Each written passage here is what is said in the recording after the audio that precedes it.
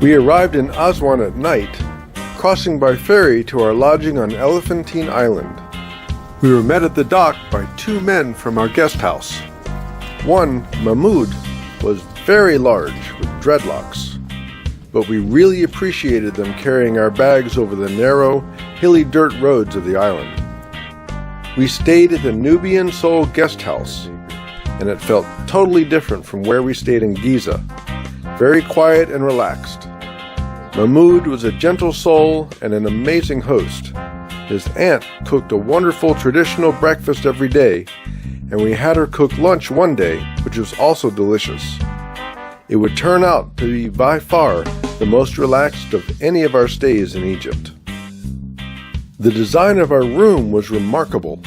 The high arched ceiling kept it cool with only a fan, even when temperatures topped 90 degrees Fahrenheit. We noticed that a lot of the surrounding roofs were similar. It turns out this is known as a Nubian vault, a technology that dates back over 3,000 years. The shape is defined by suspending a chain from two ends, and was traditionally built from mud bricks with no need for additional support. Nubians are people who have lived along the Nile between modern Aswan and Khartoum for over 5,000 years.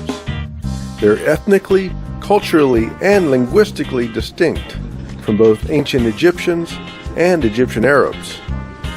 Nubian culture is at least as old as Egyptian and parallels it for 4,500 years.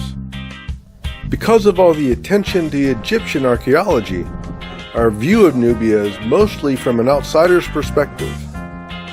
Even the word Nubia is an exonym used by outsiders, though Nubians have come to use it for themselves. Nubian lands were rich in gold, and they had access to other Central African resources valued by Egypt. So Elephantine Island at the border was a major trading hub for millennia. Later Egyptian expansion conquered and held the region for around 400 years.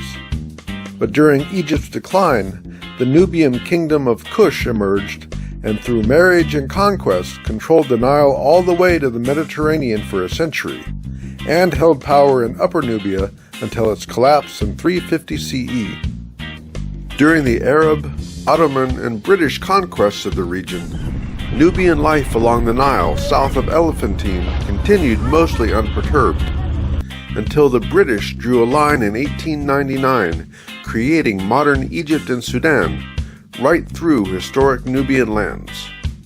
The first Aswan Dam was then completed in 1902, greatly benefiting Egyptians to the north, but little regard was given to flooded upriver Nubian villages.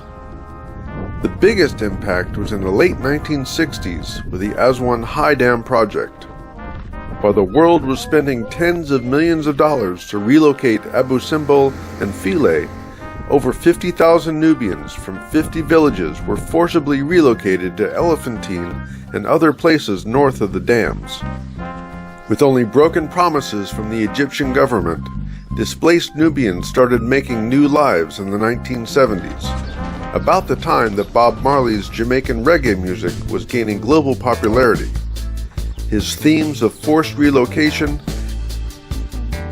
mental freedom, and protest resonated with many Nubians, and especially on Elephantine Island, they proudly call themselves the Jamaicans of Egypt.